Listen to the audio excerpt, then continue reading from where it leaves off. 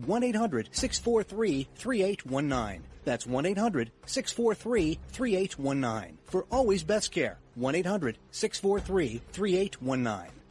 Call today. When our water heater broke down last month, it was a nightmare. It took 5 hours for the plumber to show up, and he charged us a couple of $100 just to come out. And then it cost another $1,800 to put in the new water heater. By the time it was all said and done, I felt like I'd been taken. But what else could I do? The smartest thing you can do is get a home warranty from American Residential Warranty. Their home warranties pay to repair or replace all your major appliances when they break, and they will break, and at the worst possible time. Call American Residential Warranty right now for free information on home warranties starting at just pennies a day. Don't wait for your refrigerator to stop running or your ceiling fans to stop turning. Call American Residential Warranty right now. Ask how you can save up to 50% on washer and dryer coverage. Just call 877-595-5381. That's 877-595-5381. Again, 877-595-5381. Call now. From now on, the only people you need to listen to are these guys.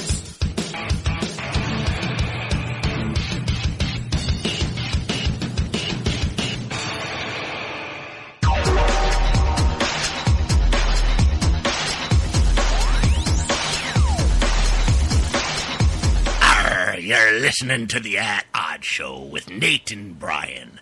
Shiver me timbers. Arr.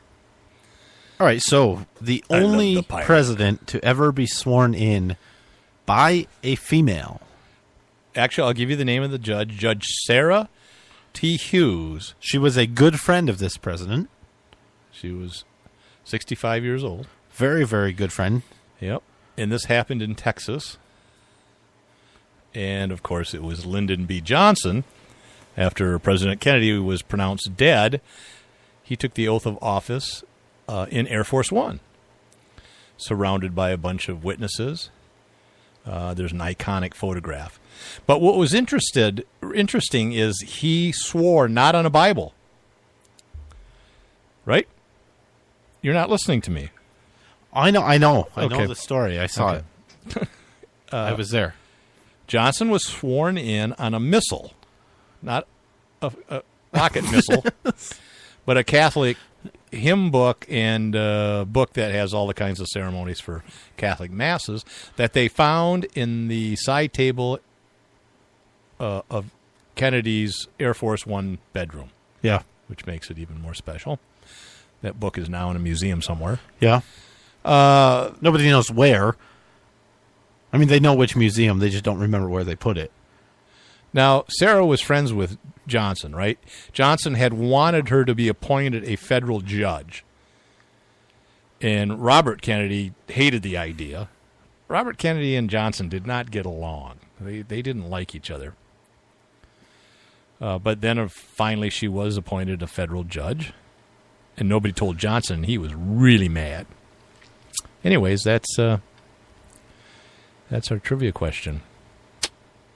Which is sad. You'd think that since then we would have had some female judges swearing people in, but it's usually the Chief Justice of the Supreme Court, isn't it? Yeah.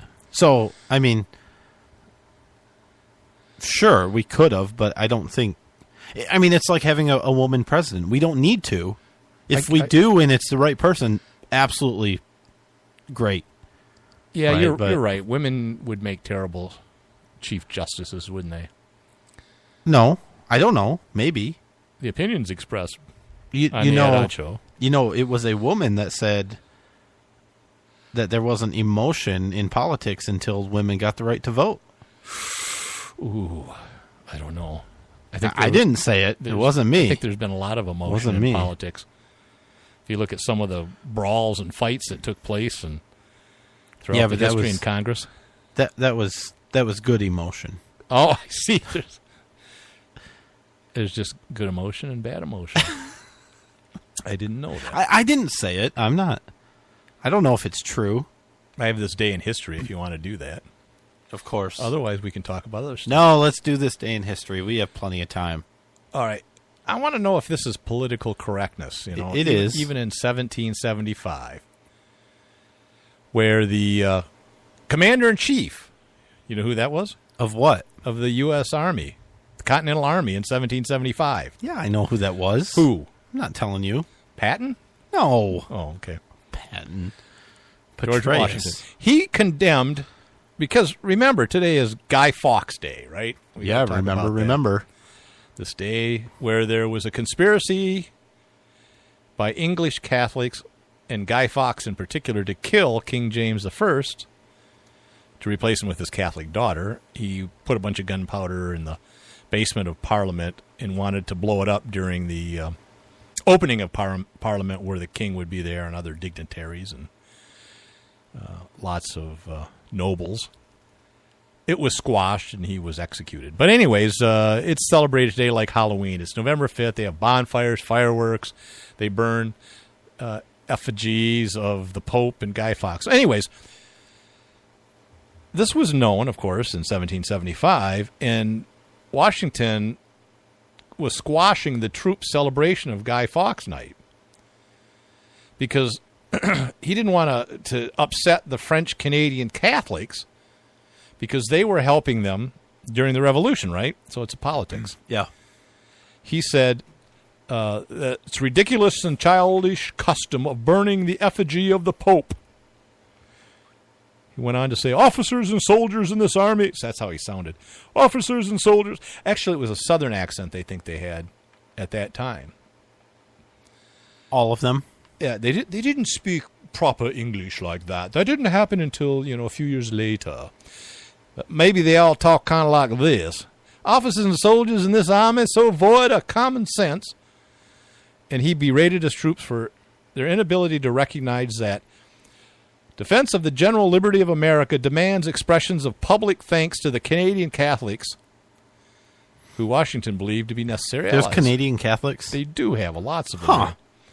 I know one. Anyways, that's all I have to say. That's it. And wrote that he found it monstrous actions, and it might be insulting to their religion. Yeah, we wouldn't want to do that. Politically correct. Yeah. One of the things I argue. Religion gets a free ride often. That's why we're putting up with ISIS. So anyways, there you go. 1775, Washington squashed all the fun that the troops were having.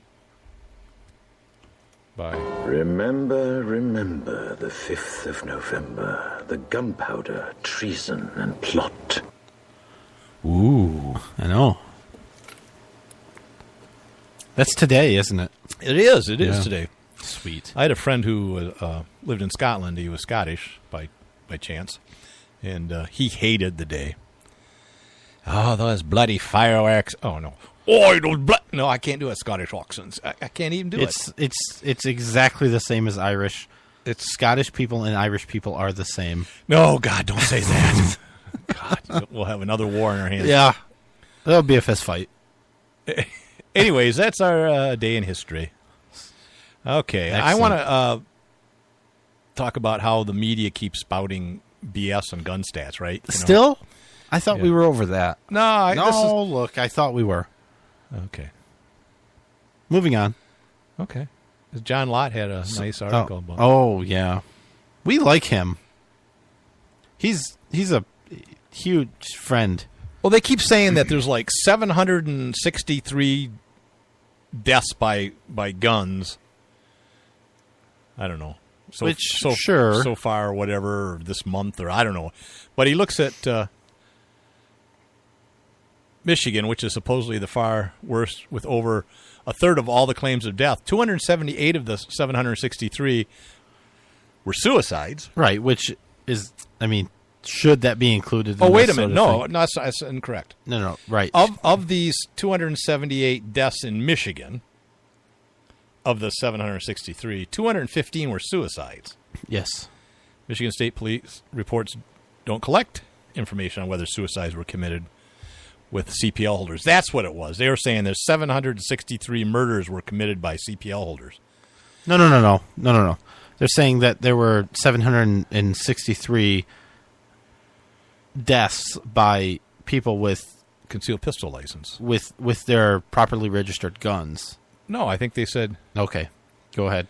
Well, I thought it was... Dig your hole. Because, okay, doesn't report suicides were committed with their permitted concealed handguns, just that permit holders committed suicide. Right. Right. So we don't know if they use their gun that they carry to commit suicide. Just that they have a CPL and they committed suicide. Oh, this is the Violence Policy Center. They also include permit holders that they're calling them that they committed murders when their trial hasn't happened yet. In other words, so it could be a justified. Right. Yeah. And so a lot of people are arrested for homicides, in a self-defense shooting until they figure out what happens. Yeah. So they're counting those as done deals. So they're really inflating the numbers. All right, let's get to this one. I like this one. What's your thoughts on this? I know what it is. Holy cow. You're like a teenage girl. Thank you. Well. Oh, Mr. Nephew, you fluster me so.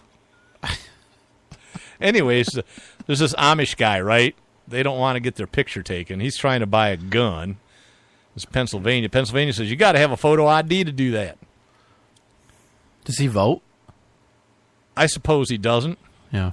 Well, he might, because this is what I find funny, is Pennsylvania issues a state ID without a picture. What's the point? The point is they won't accept that. It's a valid ID. No. I mean, what's the point of having an ID without a picture? To placate the large Amish population in Pennsylvania. So that they issue like a state ID. What I'm saying is, look, it's really easy to pass them to Joe Blow, the same age and stuff. Yeah. My point, and what you should say, is we don't need any ID to buy a gun. I don't know. And that's what... Really? And I don't know what the law in Pennsylvania is, but if he were in Michigan, he could just go and buy a rifle or a shotgun from, Anybody. Sure. But I think he wants a handgun. Sure. And so that's more regulated. Yeah. But anyways, he's suing, saying that... Well, do you need a photo ID to buy a handgun in Michigan from a private party? You need to get a purchase permit in Michigan, and you can get that from any police department and or an FFL that is selling you the gun. Well, and they ask for photo IDs. Well, what do you mean? Can't you print the form? That's if you have a CPL. Yeah, your CPL has your picture on it. Sure. Yeah. I don't remember. License. So yeah, I think you need some kind of ID. Yeah. Okay. Even our state of Michigan non-driving state ID has a photograph. Sure. So anyways... It makes sense for an ID to have a photograph, I think. So what do we do? Do we accommodate his religious beliefs and placate that and give him special privileges and rights that others aren't? Or do we do away with the photo ID requirement? Well, obviously you do away with the requirement. Okay, that's what I thought you would say. I mean, there's not even a question there. I'm not sure why we're talking about it. Well, it's just interesting. I just about freedom, I guess. What the state said was, well, why doesn't he get his federal firearms license? You don't need a photo ID for that. Really? That's what they're saying. He can go get a FFL through the federal government and he can buy all the guns he wants. Well, he doesn't want to have to do that, right? Well, of course. Well, it's not because it's not fill out a form and get your license, right? It's pay a bunch of money too. Right, and waiting and all that stuff. And then there's all kinds of regulations and things he has to do as an FFL holder. Right. Including signing away your right to privacy where they can come into your house. Well, you have to have, you basically have to have a storefront. Anymore, yeah. And it's like $300.